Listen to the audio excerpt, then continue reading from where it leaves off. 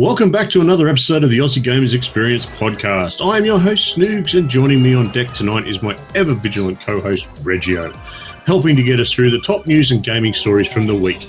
So sit back, relax, and get ready for episode 313.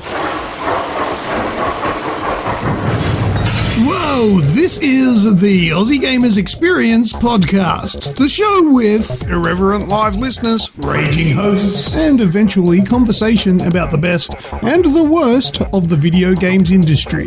So, all that you're required to do now is to pick up your poison of choice. Expect the best, but prepare for the worst, and above all, enjoy the show.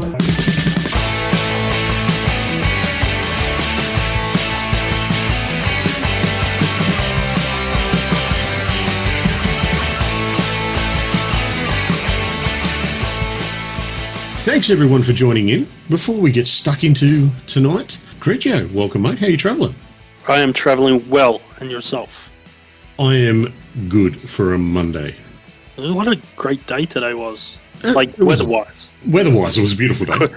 I mean, everything else, it is what it is, but the weather today was about to take my son to school, and I was just packing the car, and the first time I walked out this morning, I smelt the air and I went, ooh, she's going to be a warm one. Mm-hmm. You know it's going to be a warm one when you can smell it in the air. You know you get those hot days and you can smell it early in the morning? It's going to be hot. You know what? It seems to be this weird phenomenon over where you live now. So you've moved back into that area and it's back in an area that you and I grew up in. You and I have both spent quite a bit of our younger days over that side of the world.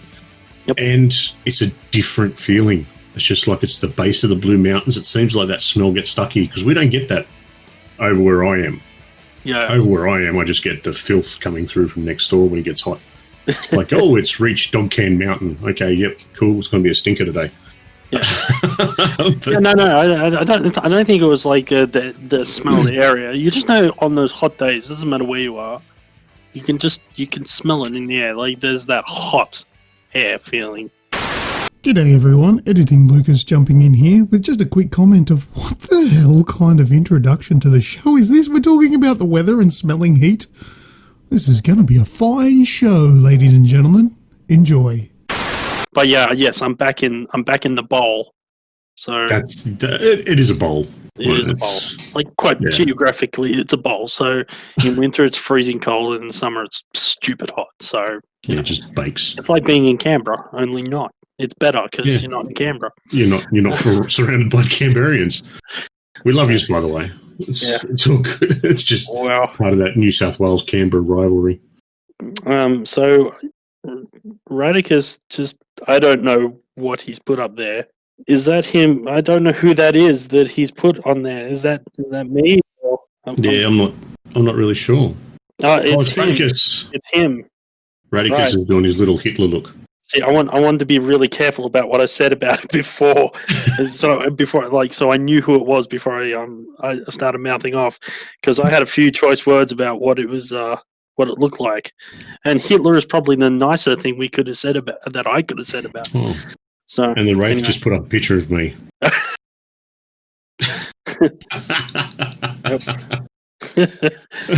Well, a quick shout out to everyone. G'day, Az, Radicus, and the Wraith. Thanks for joining us live, peeps, as always. So let's jump into the show, shall we? Let's do it. This week, we've got a little bit for everyone. We've got some clickbait at its best. I'm going to love talking about this because this is brilliant. Resident Evil TV, PlayStation coming to PC, a whole heap of info from Gamescom, PS Plus, Games with Gold, and we've been playing a few games this week. Who would have thunk it for a gaming podcast? We're starting to wonder. We were. We had a few of those weeks. All right. The favourite is back this week because I've had more time to set my PC up properly, even though the settings aren't always there. This week in gaming, we are going all the way back to 1997 for what people are going to a game that so many people hold on a pedestal. It's probably one of the biggest talked up games and is due to be, well, I think the first episode's out already, but Final Fantasy VII. Yeah, I guess it's big talked up. I mean, It's quite clearly loved. I mean, it's not unloved. It's definitely got a following. It has a massive following. A lot of people, put it on a pedestal. I personally, I enjoyed it. The whole turn-based doesn't really do it for me. I enjoyed the bit of the story that I got to play originally, and at the time, it was a technical leap. The problem is that it's Final Fantasy. That's the problem I have with it. I just never got into it. I'm just like, there's nothing about that game that's just like, I want to play that. No, that's fair. I actually quite enjoy the Final Fantasy games. They've got a lot of them have got a really good story to them. Yeah, once upon a time, I had a girlfriend who that was like her world. She loved them. But yeah, the best I could do to get into it was, I got. You remember the movie, the Final Fantasy movie, Spirits Within? Yes, I do. So I was dating her at the time that movie came out, and so I got it on DVD, so we could watch it together. And I actually got a copy of it, not just hide it. I bought her a copy. I still have the copy actually. I probably haven't watched it since because, quite frankly, I turned around and I went, "This has."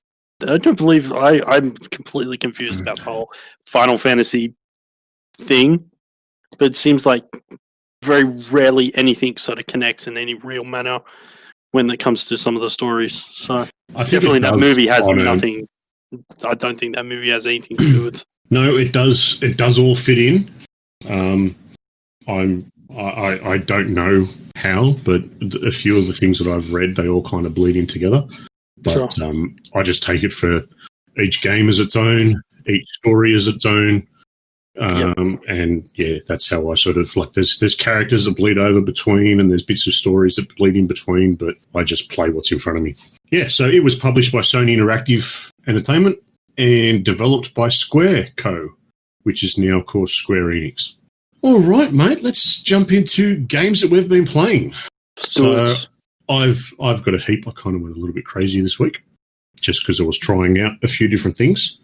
I went a little bit crazy this week too. I have 2 new games. 2 new games. Wow. No.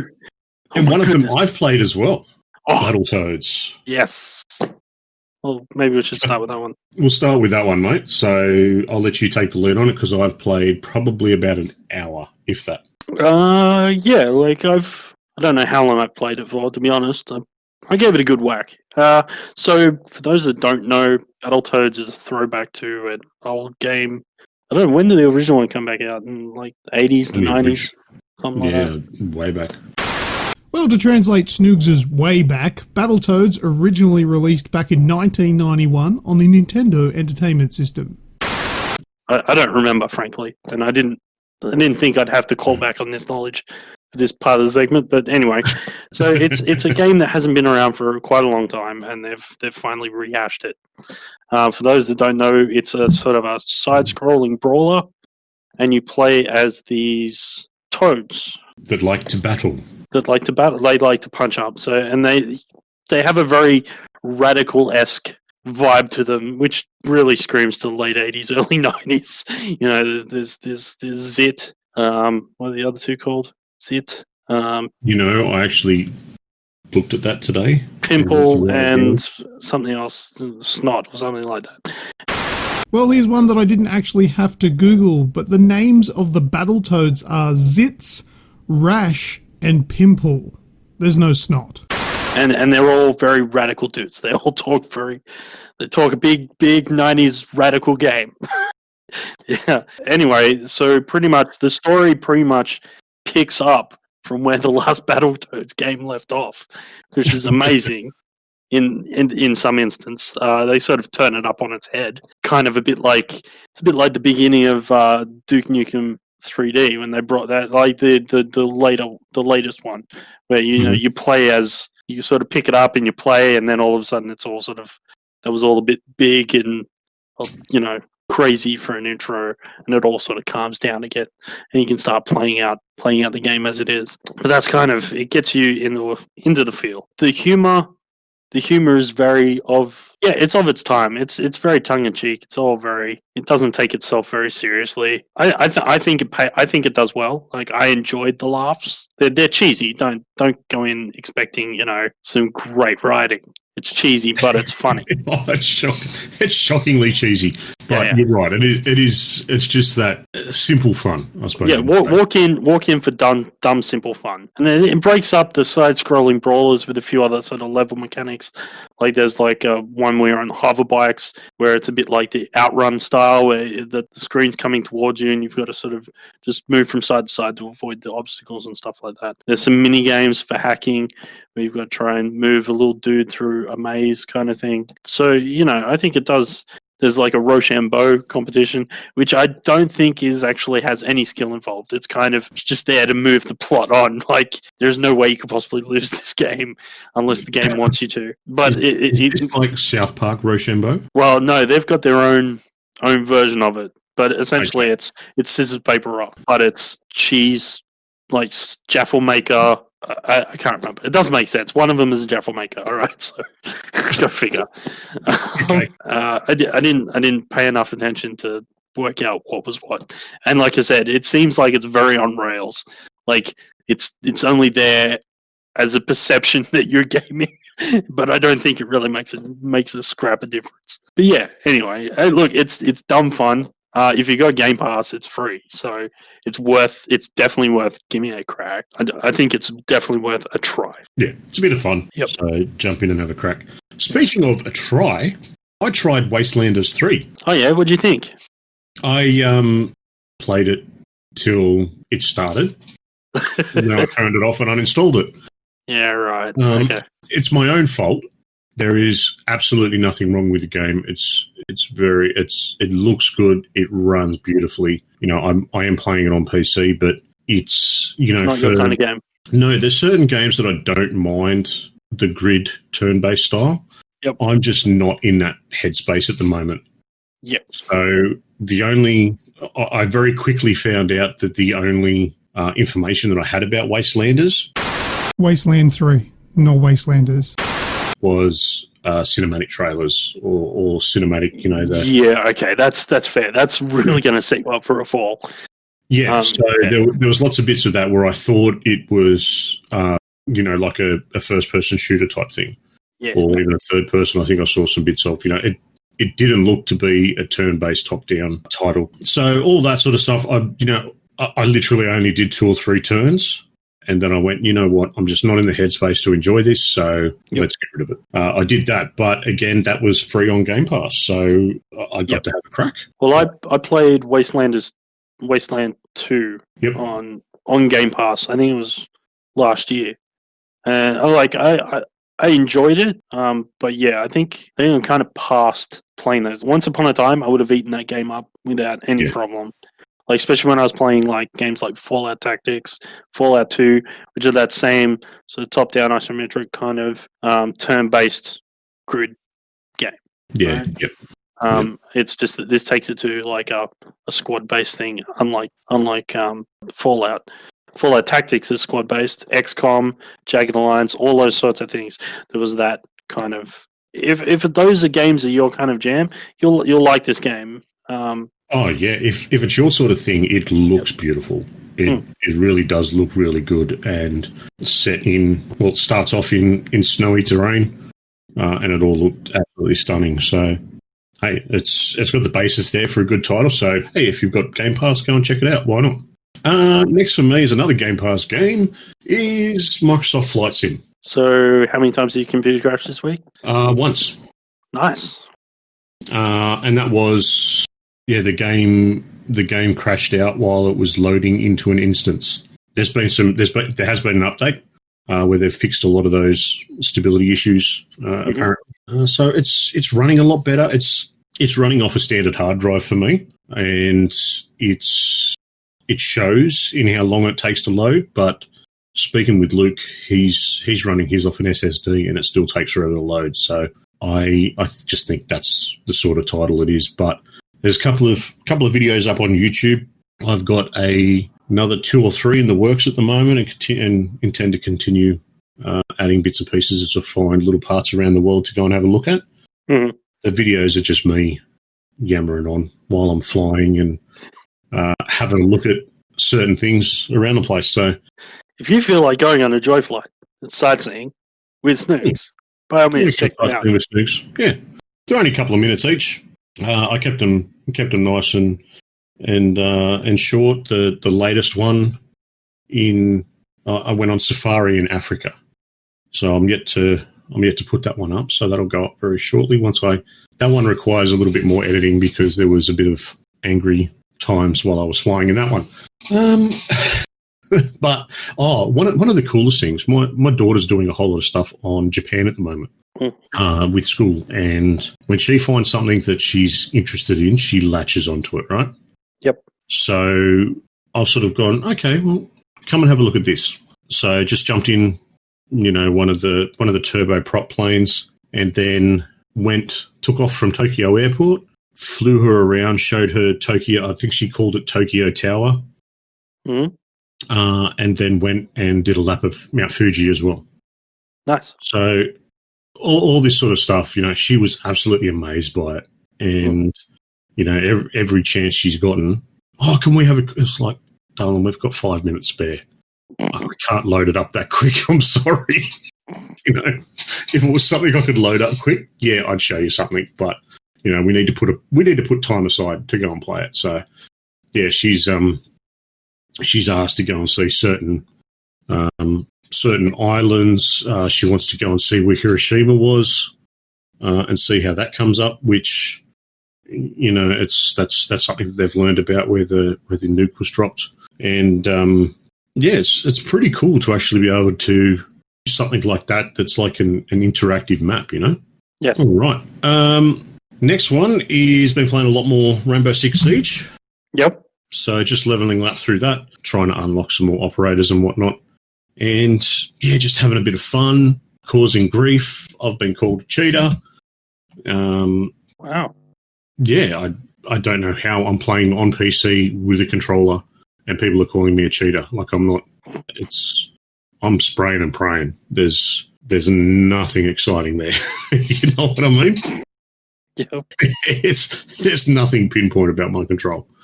So, I've just been, I don't know, Rainbow Six, I used to be able to play it and just turn the brain off.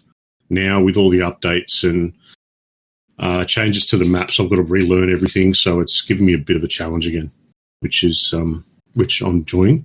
But one thing I wanted to bring up, the Rainbow Six Oceanic Nationals are coming up. So for anyone that wants to see, some really hardcore gameplay, I've got a few teams that are competing for the Oceanic Nationals Champions, which is Wildcard, Okami, Pittsburgh Knights, Melon Cat, LFO, Team Ferox, Elevate, and Kanga Esports. Kanga Esports, I believe they're local. I keep seeing stuff for them pop up every now and again. But they'll be streamed every Wednesday and Friday at 7 p.m. on, I believe it's the Rainbow Six Twitch and the Ubisoft Twitch. Yep. And starting on the 16th of September, with the playoffs being October 16th to Sunday, October 18th. So keep an eye out if anyone wants to get stuck into that. I'll be checking it out because it's always fun watching people rage as well. Next one, because I've gone a little bit crazy here. Spiritfarer. Have you seen Spiritfarer? Yeah, I think if it's the one I'm thinking of, yeah. I can't believe you've actually given it a crack.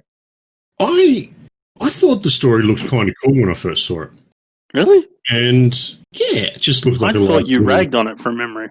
I don't think it was this one, although I probably did. I rag on a lot of stuff. Tell us what it is so I can make sure I'm thinking of the right one. It's a little side scroll. I probably ragged on it because it looks like an indie title. Totally looks like an indie title, one I'm thinking of. It's one where you got the boat, isn't it? Yeah. And you're ferrying people. That's supposedly ferrying people to the afterlife or something, and you grow your boat. Yes. Right. So I do have the right one. I probably ragged on it of being like a whole, that looks amazing. When it was, it doesn't matter. Anyway, I looked at it and went, the story looks all right. I'll go and see what it's like for the story. But plus, the thing that grabbed me was listening to Azrael play it. Yep. So quite a few times she was in the chat with us and playing Spiritfarer and absolutely raging on it. doesn't seem like a game you should rage. It looks like a calm, just chill game. That's exactly right. That was half the thing. I'm like, why is she raging? I've got to try. I've got to go and have a look. Why? So Az has actually put up in the chat. It's broken and she hates it, but she also loves it. Yes. And I've started playing it, and I can see where there's things that need a bit of a tweak, but I can also see its charm as well. It's got a bit of a cartoony feel, and kind of like it's kind of a Japanese kind of spiritual story. I kind of get that sort of feel from it. But yeah, it's there. I'll play it again. It's on Game Pass, so I'll play it as I go along. Mate, tell us about Wreckfest. Wreckfest. So this came out earlier in the year, I think. Mm-hmm. Earlier in the year, late last year, sometime lately. Okay, editing Lucas here again. Now, you'll have to forgive Grejio. Now, for those that aren't aware, Grejio is a console player. He plays predominantly on Xbox, which is why he's got this one blatantly wrong. He's talking about a release of a game called Wreckfest, which he is claiming came out last year before, something like that. Well, the Xbox version was released in 2018. However, Wreckfest has been around since 2014 for those of us that play on powerful platforms like PC. So 2014 is when it came out, but when he says 2018, he's referring to the console version. Back to the show. Anyway, so if you have Xbox Live Gold, you can play it for free as a demo. It gives you like 2 hours to play the game. Anyway, so I thought I'd give that a crack. I did, and I went, I'm going to buy this game. It's fun. Cool. So essentially, it's kind of the spiritual successor to Destruction Derby. I think this is probably the best Destruction Derby game we've had since Destruction Derby. It's a lot more than just Destruction Derby. So you have your typical arena, all in, smash up your cars and all that jazz. But you also have like demolition racing, so where you race each other and try and smash each other off the track and blow each other up. Disable each other's cars, not blow each other up. That's a bit extreme. And you also have like just straight figure eight racing, which is always manic. Doesn't matter what that's in, it's manic. Yeah. Yeah, and the vehicles are just nuts. So you've got your typical sort of muscle cars that have been converted into sort of dirt track tin top races. But then you also have ride-on lawnmowers, couches that have had motors fitted to them, almost Top Gear-esque style. And you do couch racing. School buses. Like on East Bathurst weekend. Yeah, pretty much. Like, think of Bathurst on LSD, and this is what this game is. Nice. And not the race. I mean, the crowd up on the hill. If up on the hill if you literally gave them a bunch of motor vehicles and a bunch of LSD, this is what this game would end up being. Yeah. 1999 at the bullpen, and there you go. Yes. Because I was there and on TV for being a job. Yeah. So the school buses, RVs, combine harvesters, you name it, you drive it, you smash it. Obviously, with the couches and the rhino mowers, bodies fly in all directions. So I started playing this. I thought that my oldest son would love playing this because pretty much this is his. Anytime he goes and plays Forza, while he's in the open world, literally his modus operandi is let's play Wreckfest, right? He smashes every other car on the road and then gets a little bit perturbed that his car is damaged. So goes into photo mode, fixes his car, and then keeps going because he's vain as hell. So anyway, he had to kind of get past the fact that he couldn't repair his car in this one. And then it came to figure eight racing. And he doesn't want to crash. Like, it boggles my mind. It took me a little while to get around why this was such an issue. Because I'm just like, this is what you do every time you get in the Forza. You just drive around and smash stuff. So why is it a problem now? Anyway, it was right on mower figure eight racing. And I couldn't think of anything more fun Because, like, literally, as you cut through the center of the figure eight, it's literally any second you're going to see a body fly across in front of you, behind you, or you could be that body flying through the air. Yep. Not to mention, just to really amp up the stakes, there's one driver who has a combine harvester who's also doing laps, right? Just cleaning people up, especially when he goes through the center, right? My son stressed it. He just sat at the back, and literally every time he got to the figure eight, he'd stop, wait for the traffic to go through, like he's at a set of lights, and then go through when it was clear. And I was like, it's stressing me out watching him. I was like, dude, just drive around. Anyway, eventually I had to play it and show him there was nothing to be scared of. I don't know what got into his head, but yeah, just smash stuff. It's fun. Smash stuff. It's fun. And he finally got the idea. But it's a fun game. It's straight up fun. I think by the time this comes out, the sale for it is probably going to be over. But I don't know if the demo thing will still be. There was no time limit on the demo, I don't think. So give it a crack. For those that are listening right now, it's $40 if you want to buy it. So with the gold membership. So, but yeah, I think it's worth $40 worth of fun. It's good. So good stuff. Get in and have a look. Sounds like a bit of fun. I could just imagine the little bloke sitting there stopping and looking. Yeah, well, I had, and the combination races are ridiculous. Like I had the super van, the Trident super, the Reliant super van, the 3-wheel thing. I had to race one of those up against a full field of American school buses. Oh God. Yeah, and they're out for blood. So it's ducking and weaving like you wouldn't believe.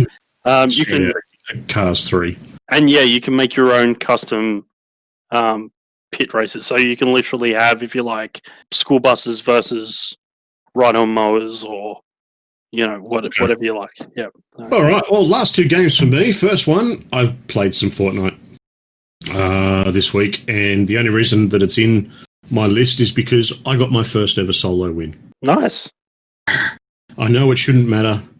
I know I shouldn't care, but I do. Because one, I had to build, and I had to take down other people that were much better at building than I was. But luckily, the last circle ended in a wooden area where I had plenty of cover, and I was able to use that to get around it. So, hey, it was a bit of fun. I got that. And my last game is I've jumped back into Destiny 2. I did see that. And I cannot get enough of it. I'm back in and having so much fun. It's, just the particles, the explosions, everything has been ramped up to 11. The main problem that I find with it is because I haven't played it in so long, I don't know what the hell is going on. Destiny was always a bit of a weird one for me. I'd come and annoy you more often than not to say, hey, what's this? How do I do this? How do I go and do this? And it's still very much like that. And even watching videos and whatnot to try and understand certain parts of it, it's just not making any sense. So I'm literally just going in and having a look at what quests I've got. Doesn't matter how old they are, and I'm trying to knock them off. If I can't knock them off, I delete them and go and find another one and do a bounty, or just, not particularly grinding for anything, just enjoying the game. Cool. Look, I've thought about it. Yeah. I think it's free on Game Pass at the moment or something. Oh, it's free on everything.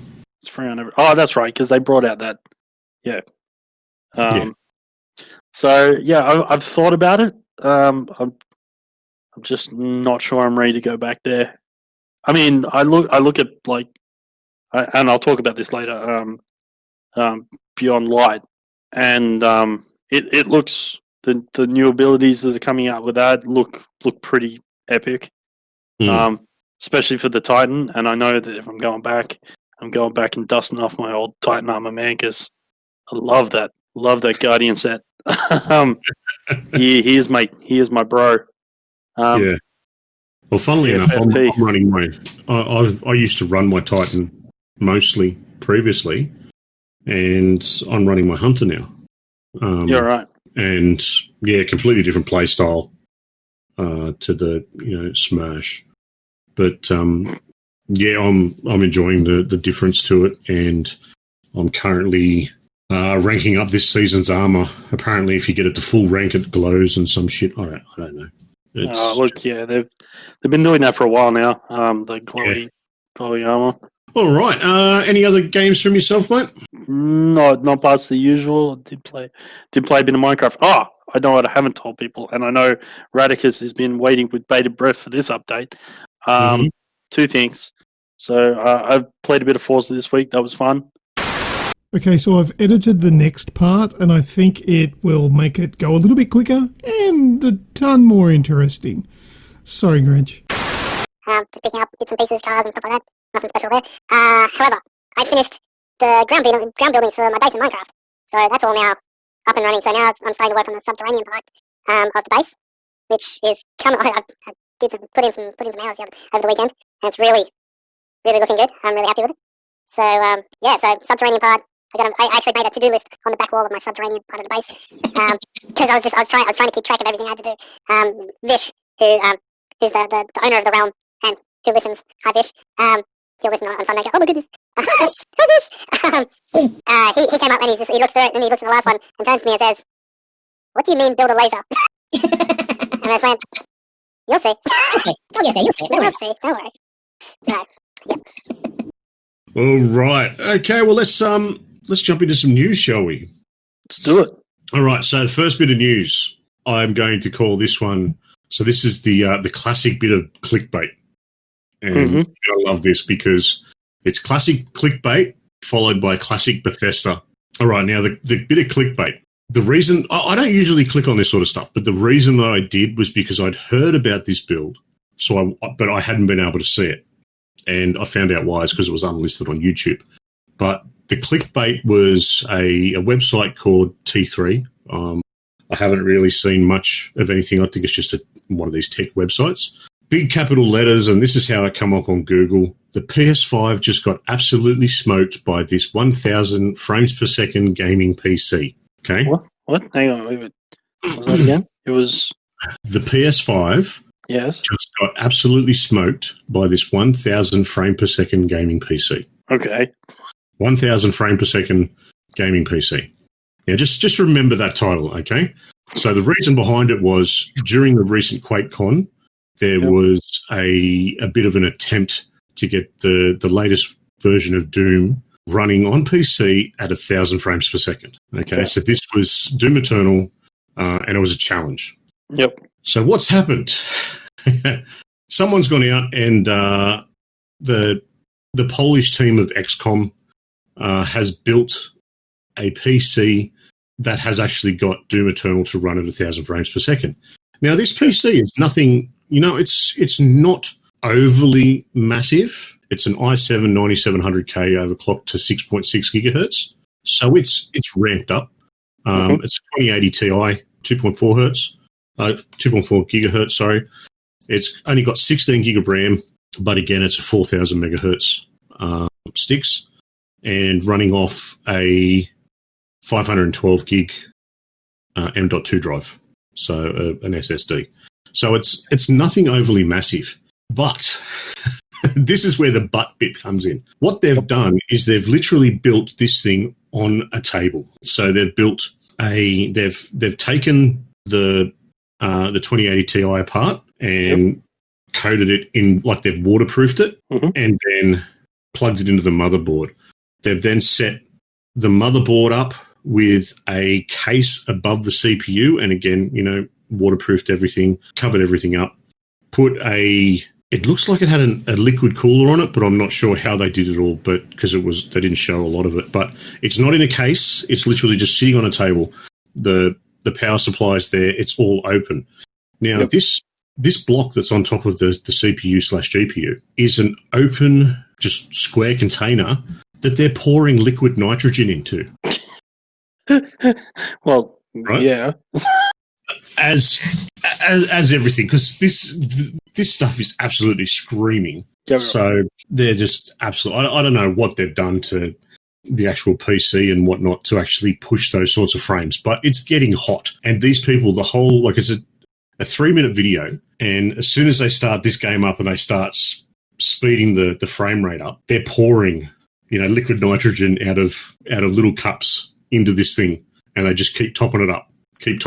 So I don't know how anyone is ever going to build a PC like this, where they've got to stand there. So one person's playing and then the other guy's next to him topping up the liquid nitrogen. It's absolutely brilliant. I've sent a link to the video to Luke, so hopefully he will drop that into the notes. And I've also just punched it into the live chat as well. So make sure you come over and have a look at it. Okay, editing Lucas jumping in again. Man, I really wish I could have made it for this week's podcast. This is some really cool topics of conversation here. But as for doing this kind of cooling with liquid nitrogen, this is not a once-off. This isn't the first time this has ever been done. There's a competition that goes on, and it's an overclocking competition where people go for leaderboards and world records on overclocking GPUs and CPUs. And when they do that, they use liquid nitrogen. It's not a sustainable cooling solution. As you said, they were continually topping it up, and it's also very harsh on the hardware. But this happens quite a bit, and it's pretty cool, but cool, no pun intended. But, it happens. Back to the show. But the bit that I wanted to get to, by the way, they actually made it to over 1,000 frames per second. Right. It would have been tearing to the shithouse. Yeah. Classic Bethesda, right? Yeah. Guess what it's uploaded to YouTube at? I'm guessing 1,000 frames. 1080/30. 1080/30. So it's been uploaded at 30 frames. Great. Brilliant. I thought that was just the icing on the cake that they've gone out and done this. And look, it is pretty epic to watch. So go and have a look at it. And it is unlisted, so you'll need a link to find the details, which, like I said, hopefully it's underneath in the notes somewhere, and also in our YouTube live chat channel. So come and have a squiz. Yeah. Oh, ye of little faith. I've put it into the description. So anyone that wants to go and check it out, the link is there to click. Relax, Snoogs. Do you want to leave we'll leave the Gamescom stuff for the end? Yeah. It's a lot. There's a lot there. PlayStation to PC. So PlayStation has recently come out and said that they're thinking about sending more games to PC in the future. So in a 2020 report, it was a corporate report, we will explore expanding our first-party titles to the PC platform in order to promote further growth in our profitability. The decision to bring more of the Sony in-house catalogue to the PC is cited as a key strategic point to the coming direction of its game and network services division. The reason for the change is partially given in the report, as competition from online PC game and players from other industries is expected to continue to intensify. In short, Sony wants to bring games to the PC because that's where a certain segment of the game buying audience already is, and Sony thinks that they'll stay there. That's a pretty good assumption, I think. Sony is very much seems to be. I think it's probably fair to say they're more invested in single player story driven narratives, and a lot of people aren't going to go out and spend $700-800 on a PS5 to play these games, just to play those games. So it's another place to play them, I guess. I don't know about first party sort of games because Horizon will probably go there as Horizon Zero Dawn, and I believe that they will go. They'll still come out on PlayStation first, and then down the line it'll go to PC. Radicus in the chat, copying Microsoft. I don't think they're copying Microsoft. They're doing a similar thing to Microsoft. I don't think it'll be like hey, on day one you can play it on PC as well as PS5.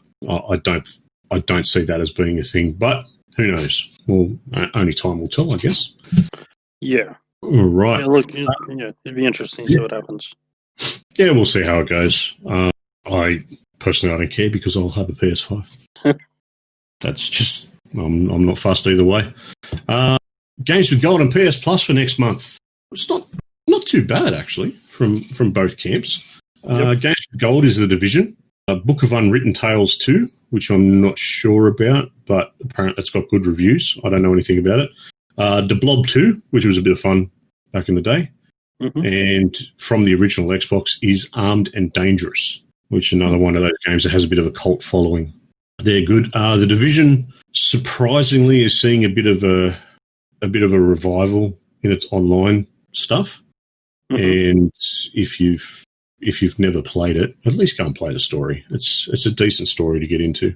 Yeah, and it doesn't take very long to get through it. Yeah, you don't have to do the grind at the end just to enjoy the story.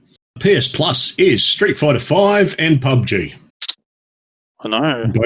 Both really strong titles. Yeah. PUBG, I've been told by Trish who's in our Discord and around the place that on PlayStation he's running it on a Pro and it seems to be really well optimized for it now. I used to play it back in the day on my Xbox One S, and it was horrid. Like you'd load in, like you'd drop in, and you'd get killed before doors had even rendered in to get into buildings. It was horrendous. So hopefully it's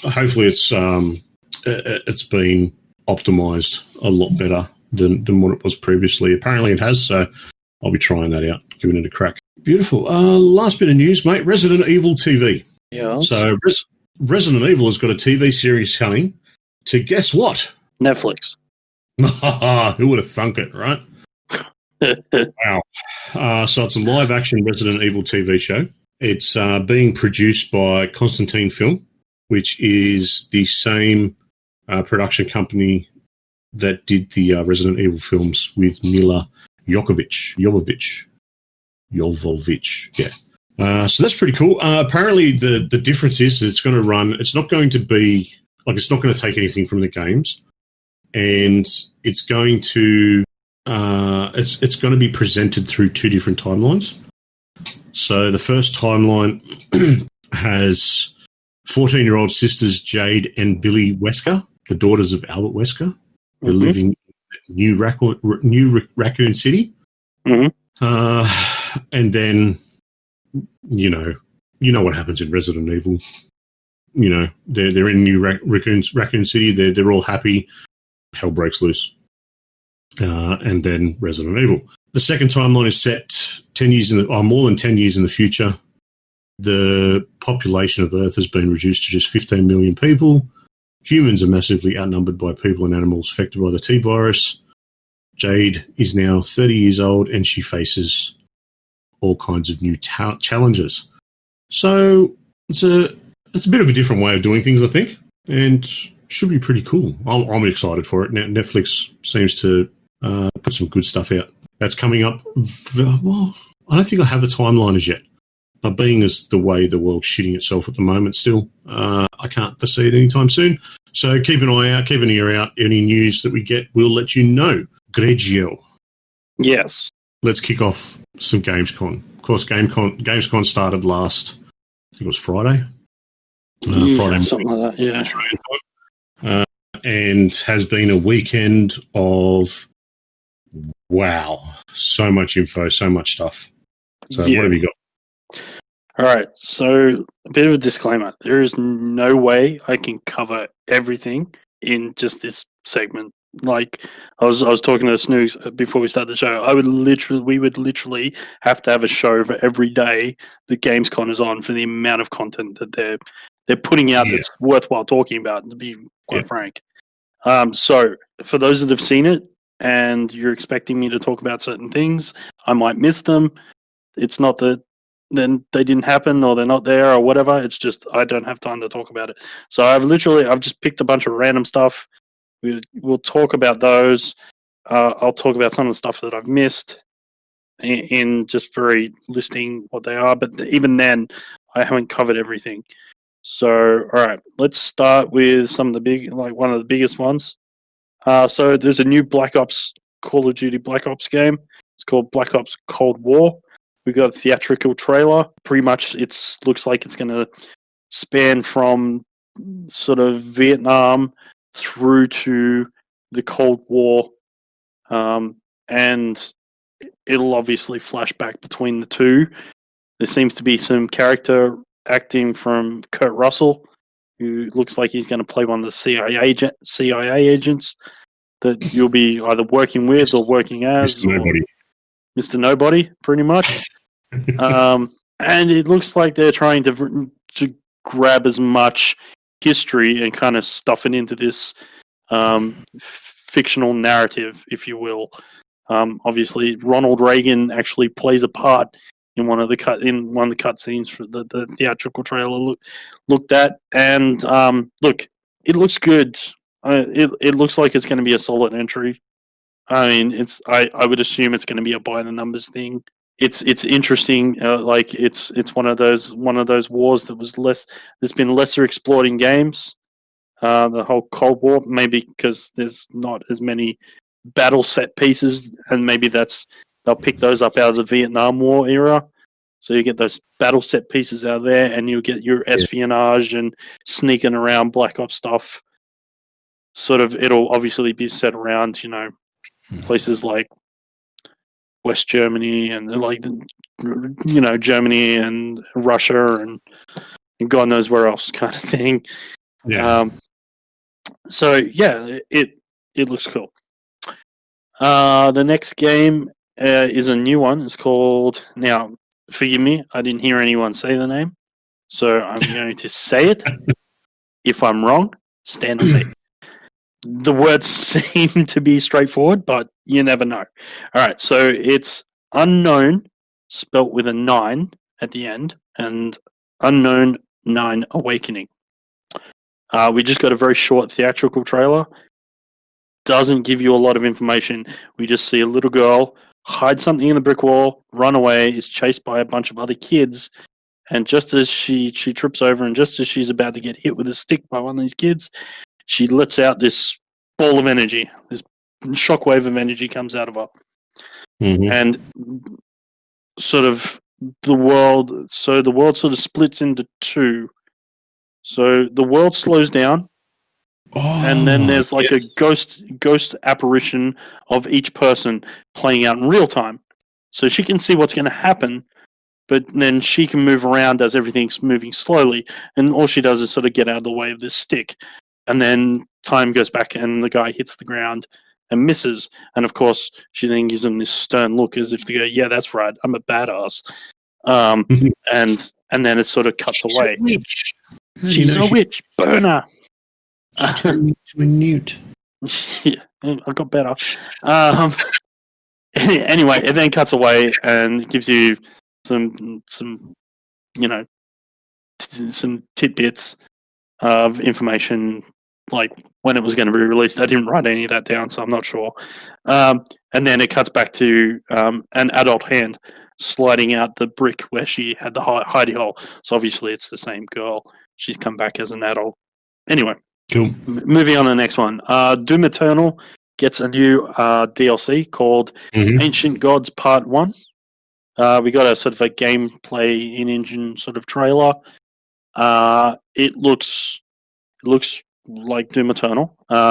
There's obviously a bunch of new abilities for the bad guys, new abilities for you.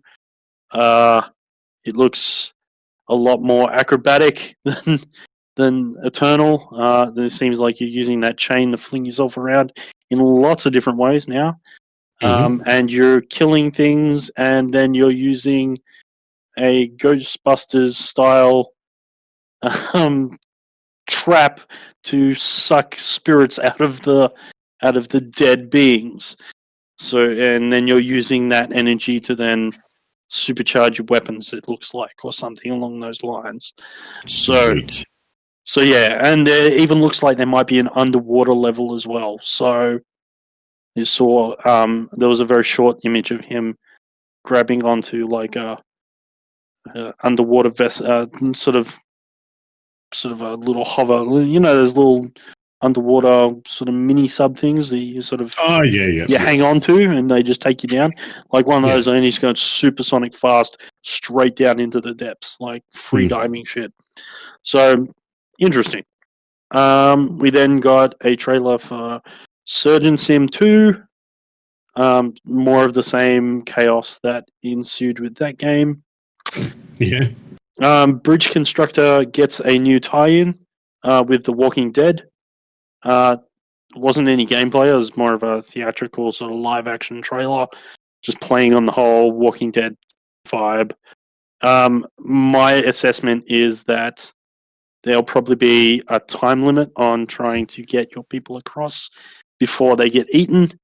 And I have a funny feeling that it will play on pretty much how I constructed bridges for Bridge Constructor Portal, which was literally they only have to survive long enough for everyone to get across, and then they fall to pieces. And then they can drop, yeah. And then they can fall to pieces, right? So I have a funny feeling that is going to be something you're actually going to have to build into them, because as the mobs, you want obviously to save your people, but then you want them to drop when the mobs are rushing after.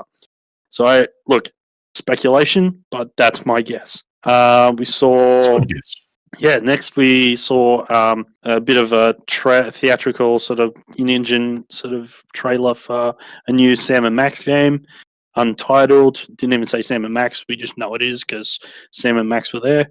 So very little on that. Possibly might be a VR title. There was a joke about, them wearing goggles, which were pretty much cardboard versions of the old 90s viewfinder things with the circle thing. Do you remember what they were called? Yeah, one of those. I can't remember what they were called. But anyway, one of those. Anywho, World of Warcraft was next. It's got a new DLC. Still getting new DLCs. This is called Shadowlands. Obviously, that was a theatrical trailer. There's really no real gameplay to see. Just more when it comes to WoW. There's another Warhammer game coming out. It's called Age of Sigmar Stormground. We got a theatrical trailer because that's all you get for Warhammer games. They must have such a following, the Warcraft game. Warhammer games. Yeah, I know. Like I know Warhammer's massive in the tabletop, and they just seem to be carrying that over into video games as well. Like there's always a new one coming. Yeah, I know, and look, it's got a very different feel to one we saw the other week during the Microsoft show. Mm-hmm. It's a lot more of the higher up Space Marine kind of ascendant, angelic kind of group, and they look like there's a special group, and it's obviously the end of the world, and these are the guys that are going to stop it. I don't know. Next one really piqued my interest. It's called Outriders. It was a kind of a in-engine theatrical trailer kind of thing. No gameplay that I could tell anyway, but I kind of get the idea. It's gonna have a bit of a sort of a.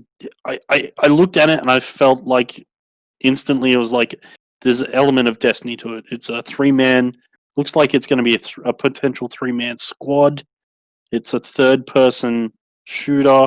It's got you've got obviously areas you run around, you kill bad guys, you collect stuff. But it's got this very sort of necro fantasy techno sci-fi feel to it. It's a weird. I think the outfits of the characters you're playing are very sort of necromantic, sort of skulls and glowy green oozy bits, and you get the idea. Anyway. Looks cool. I don't know anything more than that. We got a trailer for Little Nightmares 2, a game trailer. And I remember watching Rem play the first one, and that was a creepy little game. Mm-hmm. This straight up looks like proper nightmare fuel. Like, I watched the trailer and I went, oh, crap. If you thought the first one was creepy, this is just purely unsettling. No. Watch the if you like this kind of shit, watch this trailer. It will get your juices flowing. It is a disturbing little game. For those that don't know what Little Nightmares is, it's essentially a side-scrolling adventure game, kind of like Ori and it's a 2.5D. Yeah. And what's the other one? The thread one. Yeah. Anyway. Tethered. No, No, Oh, no. the one where he plays the little bundle of wool that runs across the screen. Oh, Anyway, yeah. someone will tell us in the comments. But All right, well, I'll help you out with this one. Little Nightmares, although very much its own game, is similar to games like Candleman, Unravel, and, say, Inside. Yeah, kind of like that. yeah, that kind of style, and only you play as a little child who is literally walking around in a land of scary adults, but these adults are like giants compared to you. Like you don't even come up to their like ankle kind of thing. It's designed. I think the idea that from memory from watching Rem play the first one is that the idea is you are a child in a normal adult world, but this world just seems it's a very psychological world you've created as this child living in this scary. So all the adults just seem larger than what they really are and scarier than what they really are, and you're just trying to sort of get away from this situation. But yeah, there's some pure nightmare fuel in there. We got some. They said gameplay for this. It was snippets that were welded together to make kind of a trailer. This was Star Wars Squadrons. Look, it looks like it's going to be a fun game. If you like flying around, shoot 'em up games, this I think this will be a solid game. The only thing that sort of concerned me, and I'm leaving it, I'll leave it until it's out before I jump to any conclusions about it. But she did say there's only 8 fighters that you can sort of muck around with. Now, considering you're playing 2 factions, does that mean there's only 4 per faction or 8 per faction? And if that's the case, that seems like a very low number of vehicles for what is essentially a vehicle game. I don't think it's a very big game. I don't think it's a full price title either, but well, there wouldn't be much more than that, as a strike weapon in the Star Wars universe. Well, we'll see. Like I said, I'm not sure. I feel like they can put. It's coming relatively soon, isn't it? As well. Yeah, I didn't see. I didn't see the. I was smashing through them, trying to get through them. So I didn't write down dates and whatnot. They're coming. The next was another Star Wars game. This one I'm slightly more dubious about, but look, who knows? It could be fun. It's called Star Wars Journey to Batuu, and it's a Sims game. Oh, so it's a Star Wars Sims game. Literally a Sims game that's had a Star Wars skin put over it, but obviously it's going to be a little bit more in depth than that. Look, you can build, from what I can see, the character built their own cantina. She found a lightsaber. She has a R2 droid as a companion. She has to deal with both, Siths and Jedis and stormtroopers and bounty hunters and the lot, right? And they say prepare to make your own Star Wars story. So it'll be interesting to see how that goes. I think this is either going to be a great thing, or this could be. It's a game pack to add on to The Sims 4. Yeah. What's next? So speaking of expansions, Warframe is getting a new one. It's called Heart of Demos. Have you ever played Warframe? I haven't. I probably should give it a crack. One of my guys I used to play Destiny with, when he sort of bombed out, he picked up Warframe and said, "Look, this is Destiny only without the sort of financial expectation." He goes, if the beauty is that you accept some of the flaws, that it has similar flaws to Destiny, and the expansion and all that jazz. He goes, when you're not paying for it, it's very easy to forgive those things. So he was very strongly adamant that I should give it a crack. I just never got around to it. Yeah. But there seems to be, it's adding like mech suits and all sorts of things. So looks cool. Mechs. Speaking of mechs, next one was called Override 2. It's like a mech arena brawler.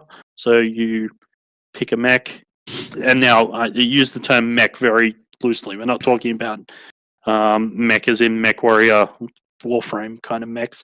We're looking at very cutesy, almost Astro Boy mechs. Yeah. That have, obviously, each mech has its own individual power, and you just get put into different arenas and you brawl each other. Think of any any fighting game like Tekken or something like that. Only the arenas are much bigger.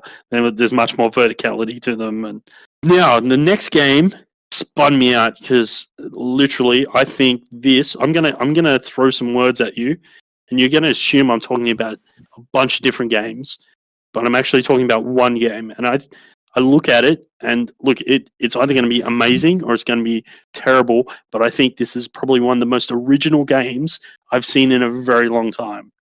Okay, shoot.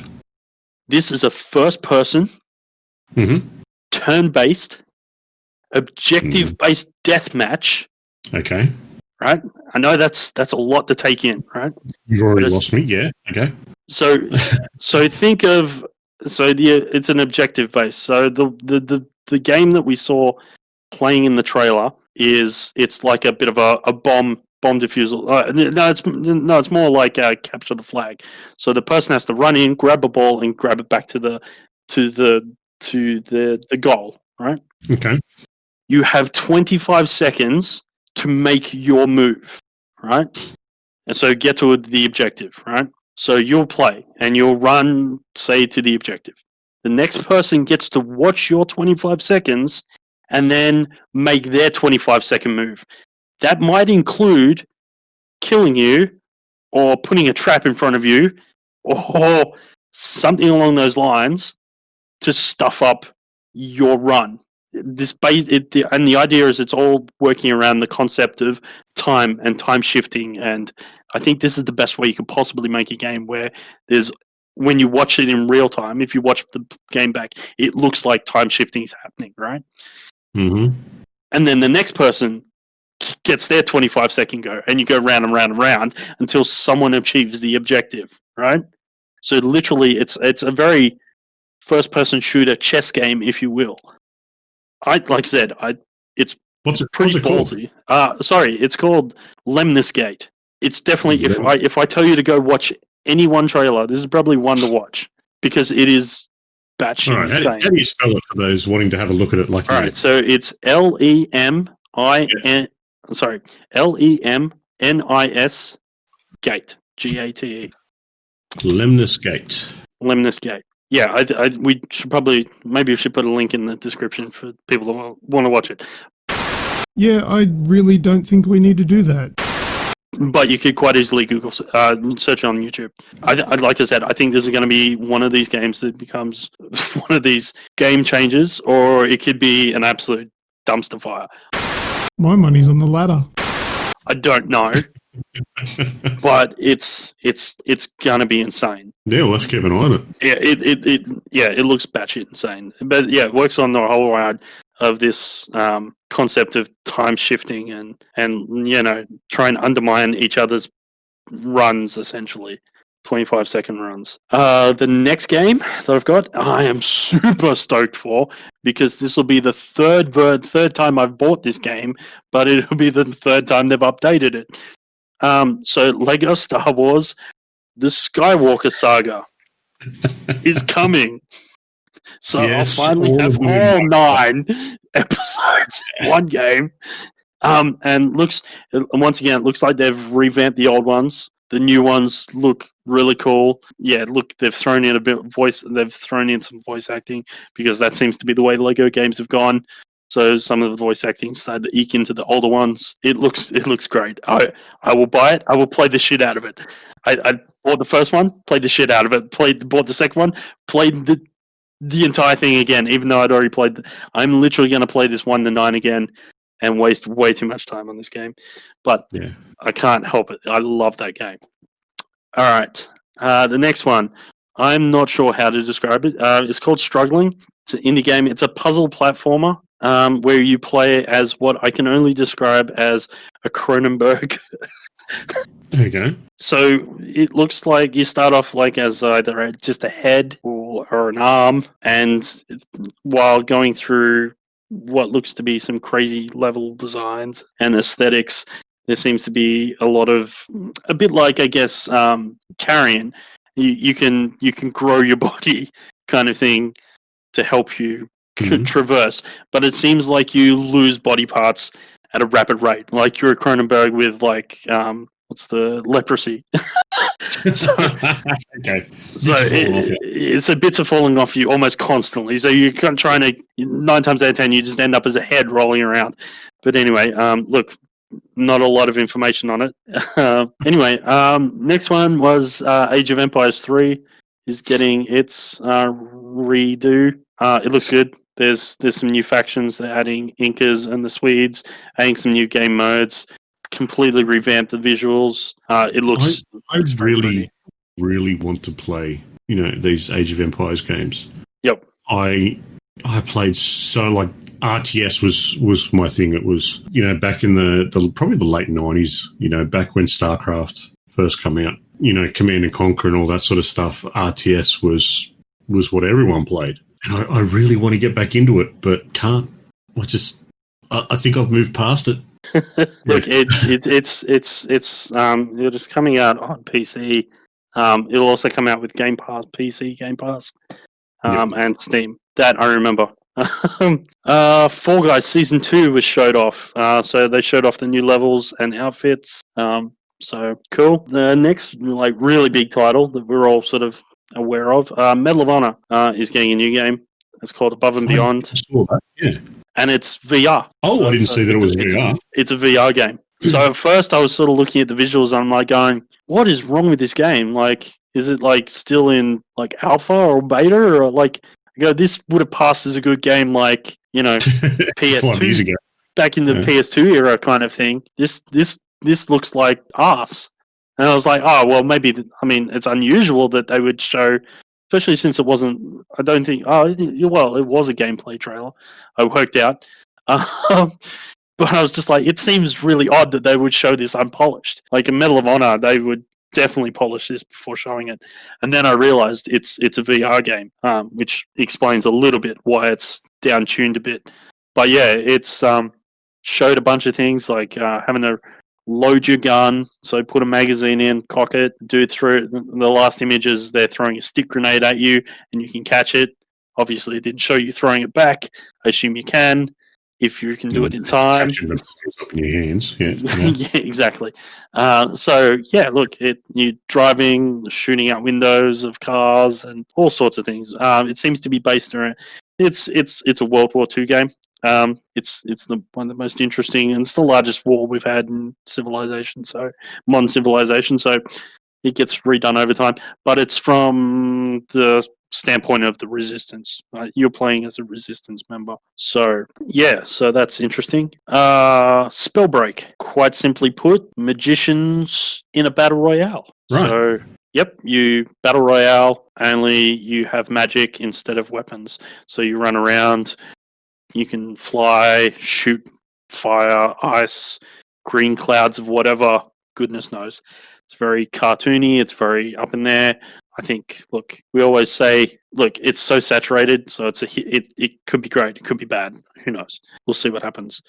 Destiny 2 Beyond Light got its trailer out there. Like I said, the new abilities, the dark abilities of the Guardians look pretty shit hot. They're all based... So they're not elemental. They're not all different elements this time. They're all the same element. You seem to be running this dark power, which is all focused around ice. It's all about freezing your targets, smashing them like glass.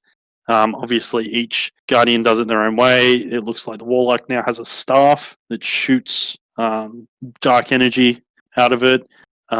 He is called a Shadowbender, I think now. That's the subclass. The Hunter gets a Revenant, which gets a Tomahawk, which bounces off walls. He's kind of got throws the Tomahawk, does smashy. And then you have the Titan, which has a big ice brick for a fist, and is pretty much this Titan Smash on steroids. So everything freezes, shatters, and he can produce a ridiculous high defensive wall made out of ice. And it's like almost 2 or 3 times your height, and it's almost a little bit. It's a little bit lower than a Titan's full height jump by the looks of it. So it looks like you'd be able to big defensive wall, big Titan smash over the top, whatever. That's what they led to. Look, it looks like it's going to be epic, and it's been a while since I've said anything like that about Destiny being epic. It does look epic. They look cool. All the new armor sets, all spiky and icy and shiny, and yeah. It is tempting. Yeah, look. Yep. I'm just not sure I want to ride that heroin train again. It's the heroin train. I like that. If you've got Game Pass Ultimate, it's coming with all the back catalogs of DLC. Which I'm only missing a very small part of anyway. The last trailer that I got to watch was Ratchet and Clank Rift Apart. It was a quite a lengthy gameplay trailer. Mm-hmm. Look, it looks by the numbers. It's a by the numbers Ratchet and Clank game by the looks of it. They did show you that rifting. Watching the gameplay trailer, I don't feel like that this is like a random level hopping thing. This feels like it's very intended, very on rails. I could be wrong, but it almost feels like that's just the way the level's playing out, which, is a little bit less intense than what we thought when we originally saw it way back when at the PlayStation show, way back. Yeah, I feel like it's just part of the level design. So I don't think there's a great deal of extra loading going on than there would be normally for a level that's just sort of play like you open up a door and there's a new room kind of thing. That's more what it feels like. Anyway, I could be wrong. If I'm wrong, despite all the new tech, studios still don't know how to use it properly. Yeah, exactly. I just feel like the way that people reacted watching the gameplay, I don't feel like it's as a spur of the moment as it was led as I felt like I was led to believe anyway. All right, so that's the ones I got a good feel for. Some of the ones I've missed, and like I said, this even is not a complete list, but there was some stuff for Vigor, a game called Blazing Sails, which looks like a new pirate one. There's Borderlands 3 DLC, a game called Away, Blood Bowl 3, new stuff for Sea of Thieves. There's some background information, some like behind the scenes for Dragon Age 4. There's a game called Hot Shot Racing, which to me looks like it's going to be like a bit of a successor to the old Auto Melissa. Do you remember that game? It was the racing game that Capcom made. It was all cel shaded. Looked kind of cool. Yeah. It's kind of a bit that way inclined. King's Bounty 2, Gestalt, Steam Insider, Ghost Runner, some stuff on Godfall, Observer System Redux, the 25th anniversary version of Ace Combat 7, and Just Die Already. But like I said, there is so much more. There was, even just off the top of my head, I think there was stuff for Outer Worlds. Serious Sam 4? Yeah, Serious Sam 4. Yeah, there was a heap. There's way too much to go through. Heaps. Absolutely heaps. So that was it. That's probably something just to keep an eye out for. There's a lot of good stuff coming up. A lot of stuff that's sort of a bit how you going. Probably the best thing that I took away from it was the Destiny stuff. Really, really looked good. I want to love Sea of Thieves. Yep. I really do, because I had such a high expectation of that game. And I love the fact that they're still working on it. I love the fact that they're still putting things into it. But at the end of the day, none of that matters when the community is just horrid. Wouldn't go as far as putting it up there with League of Legends, but kind of feels like it with a few people you talk to. All in all, it was a good showing, actually. Yeah, look, like I said, there is so much. Just jump on YouTube, have a look. There's something for everyone this year. There's so much. Like, some stuff that I still want to go back and have a good look at. Like I said, Hot Shot Racing I want to have a look at. Ghost Runner I want to have a look at. What else? There was Project Cars 3 had a trailer. What else? Yeah, but that's out now. Yeah, I know that's out now, but they showed that anyway. but I still haven't had a chance to look at that with everything else that's going on. Yeah. Iron Harvest is another one. That's, oh my goodness, can't wait for that. That looks amazing. Yeah, that does look amazing, that one. Wingman. So a new Project Wingman is like a new Ace Combat competitor. So look, there's heaps of stuff. There's plenty of stuff for people who like creepy games. White Shadow, I think, is White Shadows. Yeah, there's a deluxe edition for Jump Force that they were showing off. There's a new Sherlock Holmes game. Yeah, look, it just goes on and on and on. Remothered, if you like creepy games, that looks slightly unsettling. Only slightly, yeah. I keep going. There's hours and hours and hours and hours, days and days and days worth of like. All right, mate. Well, thank you for that breakdown. Because you went into a lot more detail than I had originally, which is good. That's good. A lot of stuff that's happened at Gamescom, even though it was all done online, which was pretty cool in itself. Yep. All right, mate. Any other news popped into your head as we've been ticking along, or you're ready to jump on into some last words? There is something I just want to bring it up on my phone. As we know, we've had a bunch of those little mini consoles that have come out and put retro gaming back on the scene. Yes. Well, there's a website called Best of Retro Gaming, and they produce mini consoles. However, they don't sort of just pick one console to sort of do. So what you do is you pick a case, which is you can have a Super NES, Sega Mega CD, or NES, or all sorts of things. There's about 4 different consoles you can choose from memory.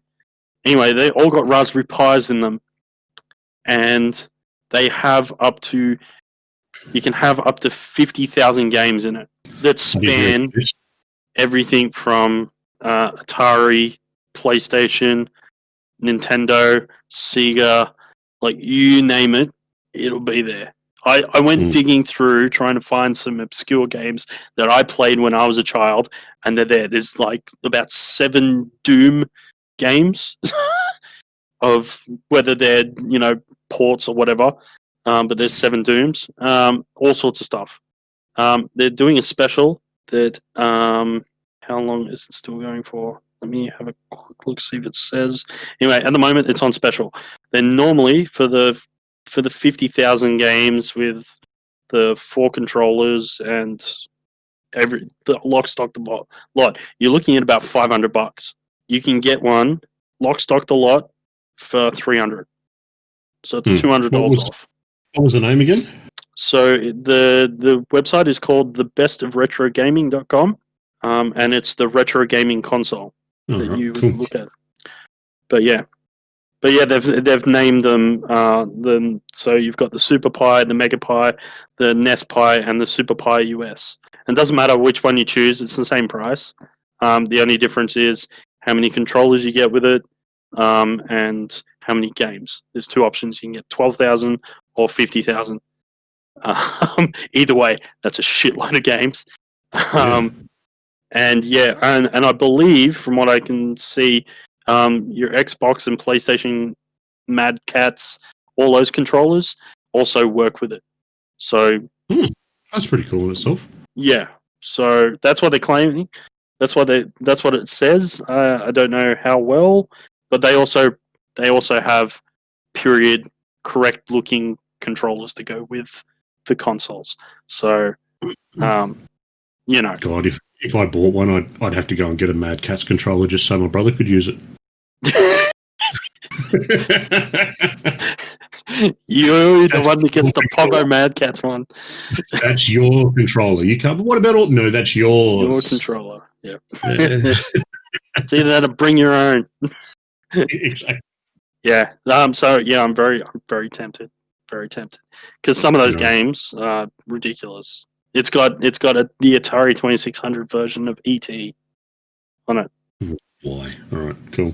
It also has Custer's Revenge, which has no right being on any game system anymore. Wow.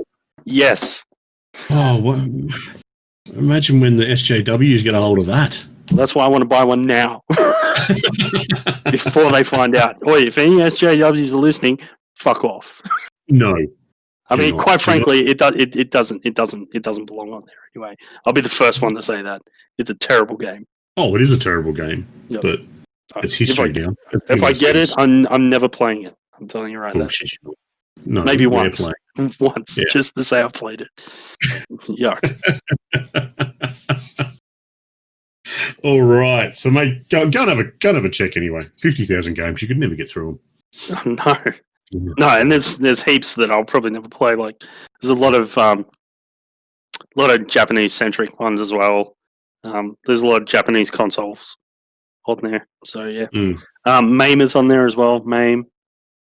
So anyone that's in the MAME games, those old arcade box games, they're on there too. Radicus is happy. Good to see. All right, well, let's jump into some last words, shall we? A quick shout out to our live listeners. Azrael keeps dropping in and out, but she's been here for most of the show. Radicus and the Ray, thank you guys for hanging around. It's always fun and interacting with you in the chat. Do you know what tomorrow is? Tomorrow's the 1st of the month. I'm not sure if it's tomorrow Australian time or Wednesday morning Australian time, but we should be hearing about the new NVIDIA cards tomorrow. They were leaked. Yes, there has been some leak today. The 3090 with 24 gig of RAM. Yeah. And the 3080 with 10 gig of RAM. And yeah, there was some pictures and, a whole lot of information about clock speeds and whatnot. So that's there. That's coming up.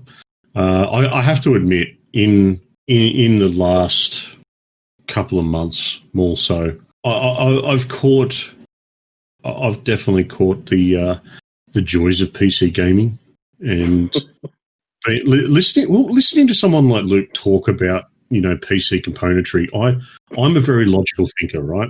I think in very logical step-by-step style. Mm-hmm. And listening to him rattle on about PC parts and whatnot, it piques my interest to a point where I have to go and have a look at it. So in the lead up to me upgrading my PC, I've been and researched it all, been reading different things, been watching different builds, been seeing how people do things, what component goes with what, and just watching people and, getting swept up into this, what is essentially a change of generation from the 20 series to the 30 series.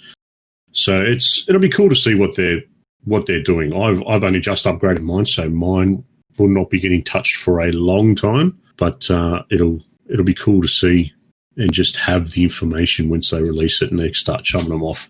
It'll be cool to see what they can do. That's it for me, mate. Yes. That beautiful. So I've got one more thing to say. Go for it. I was just scrolling through more games and I just noticed one. Space Crew. So do you remember Bomber Crew? Yeah. And rest in peace, my fearless captain. Still cut about that. Yeah. Even to this day. So they've now got a new one called Space Crew. So maybe I can find a new crew to grow and love and watch die. And lose in space. Yeah. Didn't just lose faith in the world again. Right. Good stuff. All right. Well, while you're floating around the webs, go and hit out Aussie Gamers TV and Snoogavision over on Twitch. And, of course, Grejio XBL over on the Instas. Instas, like the cool kids say, which I am not. That's it for this week. So let's close it up, shall we? Thank you very much to everyone that has listened to the show, and especially those that are still listening this far along. Don't forget to continue any of the topics we've discussed on the show over in our Discord channel or hit us up via our socials. While you're at it, hit up our website, www.theagexp.com. Links, as always, are in the podcast show notes and descriptions. That's all from me. As always, I have been Snoogs. And I have been editing Lucas. And I have been Grejio. Cheers! Bruce. Ooh, once again, we have reached the end of another week in gaming, and if you've listened all the way up until this point of the show, then there's a good chance that you're a perfect fit for the AgeXP Discord channel, and you can join by using the links in the show description. Once you've joined, you will find yourself within a community of amazing people who are all interested in one thing, and that's gaming. You can also join in live while we record the show and have your say. Now, don't forget to subscribe to this podcast so you'll be notified when the next episode is available for your listening pleasure. Until next time, take care, be safe, and keep on gaming.